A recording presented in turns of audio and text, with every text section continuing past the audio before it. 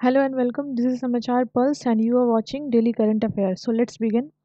क्या कुछ इंपॉर्टेंट है एग्जाम पॉइंट ऑफ व्यू से। सबसे पहले बात करेंगे, मोदी जी ने इनोग्रेट किया है, लॉन्च किया है, सॉर्ट ऑफ क्या लॉन्च किया है, तो पोस्ट ऑफिस स्टाम्प लॉन्च किया है। और ये जो है राम मंदिर के आधार पे है। राम मंदिर का जो डिज़ाइन है, राम मंदिर की जो अलग अलग जो स्कल्पचर्स वहाँ पे यूज़ हुए हैं, सरयू रिवर से लेकर के जो सूर्य है उनका भी मेंशन किया गया है इस स्टाम्प में। और यहाँ पे जो रामायण की चौपाई है, मंगल भवना अमंगलहारी, उसका यूज़ किया गया है। तो ये 6 स्टाम्प लॉन्च किए गए मोदी जी के द्वारा। थोड़ी सी बात कर लेते हैं पोस्ट ऑफिस के बारे में। देखो, पोस्ट ऑफिस इंडिया एक्ट जो है 1854 हमारे देश में चल रहा है। पोस्ट ऑफिस एक्ट यही है। अगर हम बात करें कि इस समय जो है उस समय भारत के अंदर जिनका शासन था, that is a British, right.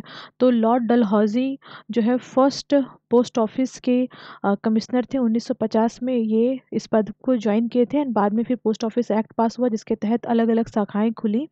और लेकिन अगर आपसे कोई पहले क्वेश्चन पूछे कि फर्स्ट ऑफिस जो है पोस्ट की भारत में वो कब खुली थी, यानी कहाँ खुली थी फर्स्ट पोस्ट ऑफिस, तो आपको याद रखना 1727, जो कि कोलकाता में खुली थी।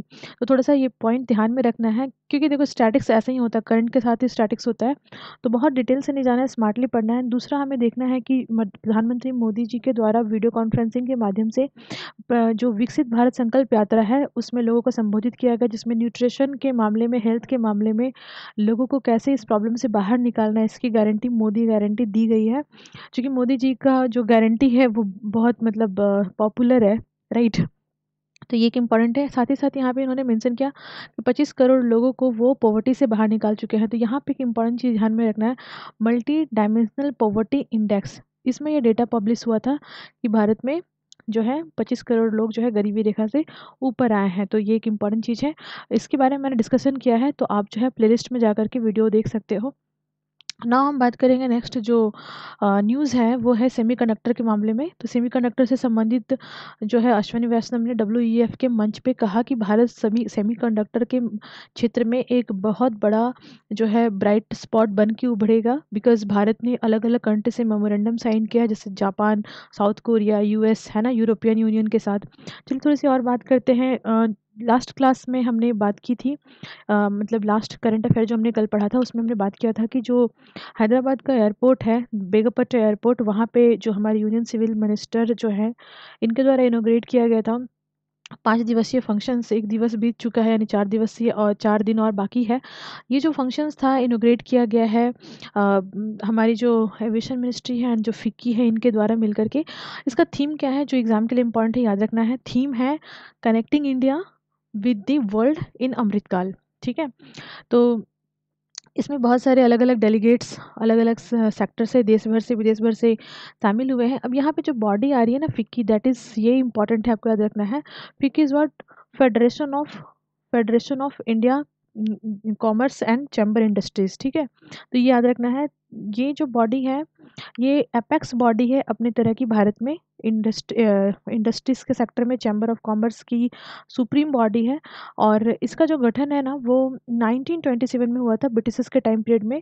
एम के गांधी, यानी कि महात्मा गांधी जो थे, उनके एडवाइस पे जो आपके जो बिरला ग्रुप से आप सुनते हो, तो जो जीडी बिरला थे, जीडी बिरला एंड इनके साथ पुरुषोत्तम दास ठाकुर, ठीक है। तो पुरुषोत्तम दास ठाकुर और आपकी बिरला जी के द्वारा मिलकर के एम के गांधी के एडवाइस पे 1927 में फिक्की का जो है इस्टेब्लिश किया गया था। नेक्स्ट हम बात करेंगे, प्रधानमंत्री मोदी जी कल जा रहे हैं अलग अलग 3 राज्यों में, महाराष्ट्र, कर्नाटक एंड तमिलनाडु। महाराष्ट्र में उनका क्या काम है, तो आप देखिए महाराष्ट्र में जाकर के फाउंडेशन स्टोन डालेंगे किसी चीज़ की, 8 अमृत प्रोजेक्ट की। अमृत प्रोजेक्ट क्या होता है? Atal mission for rejuvenation and urban transformation. तो अर्बन एरिया में ट्रांसफॉर्मेशन लाने के लिए अमृत योजना है, जिसमें 8 नए प्रोजेक्ट को वो इनोग्रेट करेंगे महाराष्ट्र में। साथ ही साथ एक इम्पॉर्टेंट चीज़ होगी, 90,000 जो घर बन चुके हैं PMAY अर्बन के तहत, उसका भी लोकार्पण होगा, लोगों को समर्पित किया जाएगा। अब ये PMAY क्या है? देखिए, 2 योजना है, प्रधानमंत्री आवासीय योजना अर्बन और प्रधानमंत्री आवासीय योजना रूरल, ग्रामीण। तो ये अर्बन के तहत हुआ है ना। जब दोपहर का टाइम होगा तो प्रधानमंत्री जी होंगे कर्नाटका में, और वहाँ पे जो बेंगलुरु है वहाँ पे जाकर के वो एक सुपर प्रोग्राम का आयोजन करेंगे। अभी सुपर प्रोग्राम क्या है, ये है जो बोइंग सुकन्या प्रोग्राम। अब ये मैं सुपर क्यों बोल रही हूँ, बिकॉज जो बोइंग कंपनी है एयरक्राफ्ट की, राइट, तो ये जो कंपनी है इनके साथ मिलकर सुकन्या प्रोग्राम को लिंक किया जा रहा है, जिसमें जो गर्ल्स चाइल्ड हैं पूरे भारतवर्ष में, उनकी जो एंट्री है एविएशन सेक्टर में उसको बूस्टअप मिलेगा। हालांकि ये है लेकिन कम है, ठीक है, तो इसको बूस्टअप मिलेगा ना। हम बात करेंगे प्रधानमंत्री जी जब तमिलनाडु में होंगे तो समय होगा शाम का, और वो उस समय ओपनिंग सेरेमनी अटेंड करेंगे जो कि चेन्नई में होगा। और ये ओपनिंग सेरेमनी किस चीज़ का होगा, तो खेलो इंडिया यूथ गेम, राइट। और ये फर्स्ट बार साउथ से स्टार्ट हो रहा है, इंडिया का साउथ पार्ट से ये स्टार्ट हो रहा है फर्स्ट टाइम। अदरवाइज़ ये खेलो इंडिया यूथ गेम जो है नॉर्थ के स्टेट से ही इनोग्रेट होता था। बात कर लेते हैं जो हमारी MIB है यानी ministry of information and broadcasting है, इन्होंने 18 तारीख को मुंबई इंटरनेशनल फिल्म फेस्टिवल की जो डेट है उसको लॉन्च कर दी है कि जून महीने में 2024 15 से 21 तारीख को मुंबई इंटरनेशनल फिल्म फेस्टिवल जो है सेलिब्रेट किया जाएगा। और ये हर वक्त मिनिस्ट्री के द्वारा होता है, तो इसलिए इसकी इन्फॉर्मेशन जनहित में जारी कर दी गई है। नेक्स्ट हम बात करेंगे WEF के मंच पे US के सेक्रेटरी एंटनी ब्लिंकन ने भारत के प्रधानमंत्री जी की काफ़ी तारीफ की है। और उन्होंने भारत की जो सक्सेस स्टोरी है और मतलब एक्स्ट्रा ऑर्डिनरी सक्सेस स्टोरी को बताया कि किस तरीके से भारत इतनी सारी चीज़ों को अचीव कर रहा है और वर्ल्ड लीडर के तौर पे उभरता जा रहा है। नाउ हम लास्ट क्लास हमने डिस्कस किया था पाकिस्तान के ऊपर बमबार्डिंग हुई है, अटैक हुआ है ईरान के द्वारा।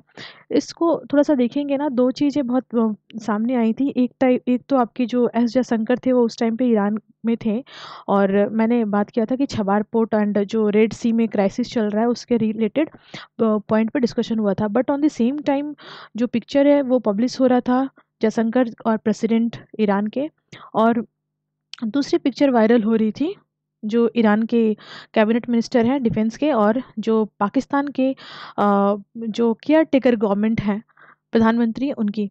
तो देखिए इसमें हमारे जो मंत्रालय है उन्होंने एक बात पब्लिक में रखी है कि भारत का इसमें कोई भूमिका नहीं है, राइट। ये इनका अपना इंटरनल मामला है ईरान और पाकिस्तान का। अब क्या है इंटरनल मामला, इसको थोड़ा समझेंगे।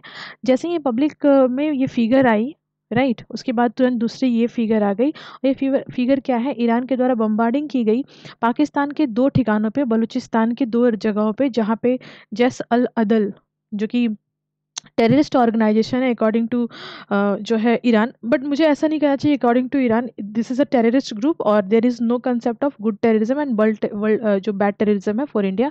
तो ये एक टेररिस्ट ग्रुप है जैस अल अदल, जिसका मतलब होता है आर्मी ऑफ जस्टिस। अब ये क्या करती है इसको समझेंगे, थोड़ा सा बॉर्डर को समझ ले पहले। जो ईरान और पाकिस्तान है इनके बीच में 900 किलोमीटर की बाउंड्री है। अब यहाँ पे ये बाउंड्री है तो ठीक है, लेकिन जो जस अल अदल है ये एक सुन्नी ग्रुप है और ईरान एक शिया कंट्री है। तो जो इनका ये हिस्सा है ना, ये है पूर्वी हिस्सा ईरान का, जो कि सिस्तान बलूचिस्तान का नाम का एक प्रोविंस है इनका। तो ये जसल अदल चाहते हैं कि ये जो है इसको सेपरेट कर दें, क्योंकि यहाँ पे पाकिस्तान वाला बलूचिस्तान है, तो एक यूनाइटेड बलूचिस्तान बनाया जाए, ये इनका मानना है। अब इसी चक्कर में इन दोनों कंट्रियों के बीच में कॉन्फ्लिक्ट होता रहता है। ये जो जस अल अदल जो ग्रुप है ये पिछले 10 सालों से, मैंने 1 डिकेड से हम कह सकते हैं कि हिट एंड रन, ठीक है, जो है बॉम्बिंग अटैक करना, किडनैपिंग करना, सुसाइड और बॉम्बिंग करना, ये सब कर रहे हैं। लेकिन अब बड़ी चीज़ सामने आई है, उसको हम डिस्कस करेंगे, लेकिन उससे पहले इसको को रिलेट करते हैं।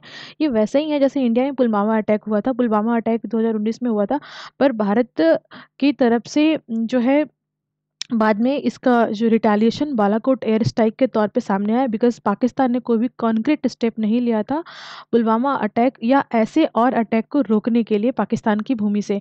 तो अब हम यहाँ पे देखेंगे सिमिलरली ईरान ने भी वही किया है। एक्चुअली में ईरान के जो सोल्जर्स हैं उनको चूँकि ये शिया और सुन्नी की भी लड़ाई है, इसको ऐसे देखा जा सकता है, तो उनके सोल्जर्स पे बराबर ये अटैक करते रहते हैं पाकिस्तान की भूमि से। और यहाँ पे हम बात करेंगे दूसरे टेररिस्ट ग्रुप की। ये जस अल अदल नहीं है, बल्कि ये है आईसिस के यानी इस्लामिक स्टेट्स ऑफ खुरासान। तो ये जो है अभी रिसेंटली हमने देखा था कासिम सुलेमानी। तो कासिम सुलेमानी की जो डेथ एनिवर्सरी पे वहाँ के जो लोग हैं, ईरान के जो लोग हैं, तो उसके डेथ एनिवर्सरी पे लोग जो है वहाँ प्रेजेंट हुए थे और फिर वहाँ पे बॉम्बिंग हो गई, 90 प्लस लोग मारे गए और इस हमले की जिम्मेवारी जो है आईसिस के ने ली थी।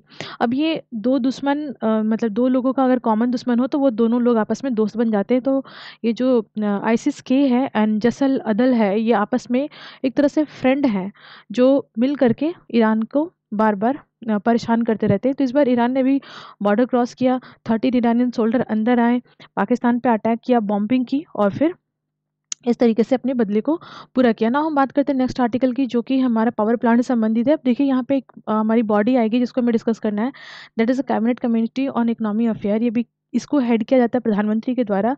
अब देखिए ये थर्मल पावर प्रोजेक्ट के अंदर इक्विटी इन्वेस्टमेंट का इशू है जिसके लिए अप्रूवल दिया गया है। तो न्यूज़ सिर्फ इतना है कि थर्मल पावर प्रोजेक्ट के अंदर इक्विटी इन्वेस्टमेंट, तो ये इन्वेस्टमेंट शब्द से आपको फाइनेंस मिनिस्ट्री या चूंकि कोल से संबंधित है तो कोल इंडिया लिमिटेड आपको समझ में आएगा। लेकिन यहाँ ध्यान देना है कि इस तरह के इन्वेस्टमेंट के लिए जो परमिशन होती है वो इकोनॉमी अफेयर से लेनी पड़ती है। क्या है कुछ इसका रोल, इस बॉडी का रोल क्या है, इसको समझेंगे। देखिए अभी दो तीन चीज़ हैं इससे संबंधित, उसको समझेंगे तो हमें इस बॉडी के बारे में पता चल जाएगा।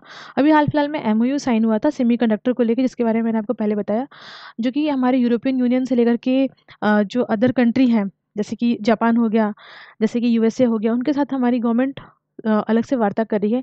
इसका जो अप्रूवल है वो भी हमारी union cabinet of economy affair ने दिया। दूसरा हम देखेंगे इक्वाडोर के साथ, जो इक्वाडोर कंट्री है उसके साथ भी भारत की एमओयू साइन हुई थी। किस लिए? जो मेडिकल डिवाइसेस हैं, मेडिकल टूल्स हैं, उसको वो भारत को सस्ते दर पे देंगे या जिस तरीके भी चीज़ें होंगी। तो इसका जो एमओयू साइन हुआ था वो भी जो है अप्रूव किया गया सीसीए के द्वारा। नाउ हम तीसरी पॉइंट पे बात करेंगे। तो तीसरा जो पॉइंट है वो भी अनदर एमओयू का अप्रूवल है जो कि सीसीए के द्वारा दिया गया। वो है केनिया के साथ जब भारत ने साइन किया था डिजिटल सॉल्यूशन के लिए, राइट। तो डिजिटल ट्रांसफॉर्मेशन, डिजिटल सॉल्यूशन या किसी भी तरह का क्रिटिकल सिचुएशन से बाहर निकलने के लिए डिजिटल सेक्टर में भारत का अलग से कोलैबोरेशन है केनिया के साथ। तो इसके लिए भी अप्रूवल सीसीए ने दिया था। नाउ हम नेक्स्ट पॉइंट पे बात करते हैं। तो सीसीए ने फाइनेंस जो कमीशन है हमारा 16 फाइनेंस कमीशन, इसके कंपोजिशन में चेंज का भी प्रस्ताव दिया है। तो आप समझ रहे हैं कि डिफरेंट लेवल पे ये सीसीए की क्या भूमिका है। तो देखिए सीसीए एक्चुअल में है क्या। CCA is headed by PM, है ना, और पीएम और उनकी स्ट्रॉन्ग मिनिस्ट्री। और स्ट्रॉन्ग मिनिस्ट्री में कौन कौन सी मिनिस्ट्री आती है, जैसे फाइनेंस मिनिस्ट्री हो गई, डिफेंस मिनिस्ट्री हो गई, होम मिनिस्ट्री हो गई, राइट। तो इस तरह के जितने भी बड़े मंत्रालय हैं वो इसके मेंबर्स होते हैं, प्रधानमंत्री इसको चेयर करते हैं। देखो ये माना जाता है कि ये एक्स्ट्रा कॉन्स्टिट्यूशनल एजेंसी है, राइट। तो ये एक्स्ट्रा कॉन्स्टिट्यूशनल एजेंसी है तो कैसे ये काम कर रही है, किस पावर से काम कर रही है। तो ये जो ट्रांजेक्शन ऑफ बिजनेस रूल है पार्लियामेंट का, उसमें संशोधन करके, संशोधन नहीं बोल सकते, नया रूल बना करके 1961 का बिजनेस रूल के तहत ये बॉडी काम करती है। तो अब एक सवाल आता है कि क्या इस तरह का रूल बना करके नई बॉडी सेटअप करना और गवर्नमेंट रन कराना या इलेक्टेड गवर्नमेंट का बिजनेस हैंडल करना, ऐसा कुछ अधिकार है? तो हाँ, हमारे संविधान के आर्टिकल 77 सेक्शन 3 के अंदर इस तरह की बॉडी प्रेसिडेंट बना सकते हैं जिससे गवर्नमेंट का काम आसान से चल सके। तो इस तरह के हमारे 8 बॉडीज़ हैं जिसके हेड पीएम होते हैं। कौन कौन सी बॉडी है क्रमबद्ध तरीके से देख लेते हैं। तो एक है हमारी cabinet committee on accommodation, right, appointment committee. दूसरी है हमारी इकोनॉमी अफेयर जिसके बारे में हमने चर्चा किया। एक और याद रखिएगा, जो एमएसपी तय होती है ना, चाहे वो गन्ने की हो या फसल की हो, वो भी हमारी cabinet committee on economy affair तय करती है, ठीक है। उसके बाद हम देखेंगे parliamentary affair committee, political affair committee, security committee, investment and growth, employment and skill development committee. एक छोटी सी न्यूज़ है, वो न्यूज़ ये है कि जो हमारी गवर्नमेंट है वो इंडियन स्टाम्प एक्ट में चेंज करना चाहती है, जिसके लिए वो पब्लिक डोमेन में 30 दिन का समय दी है। 30 दिन के अंदर जो जनता है भारत की वो उनको एडवाइस देंगे कि बिल में क्या क्या चेंजेस होने चाहिए। तो बिल का प्रोविज़न अभी मैं डिस्कस नहीं कर रही हूँ बिकॉज़ आज काफ़ी डिले भी हो गया और इतना इम्पोर्टेंट नहीं है। बिकॉज़ जब वो बिल बन के सामने आ जाएगा, जो चेंजेस होंगे वो जब कंसोलिडेटेड हो जाएंगे तब हम उसको पढ़ेंगे। तो ये एक्ट इम्पॉर्टेंट है। और एक चीज़ याद रखना है कि जो स्टाम्प एक्ट है वो हमारी जो है फाइनेंस मिनिस्ट्री करती है परिवर्तन इसमें कोई भी तरह का, क्योंकि ये टैक्स से संबंधित होता है। तो टैक्स से संबंधित मामले फाइनेंस मिनिस्ट्री ही हैंडल करती है। तो this is all about the आज का न्यूज़। Thank you.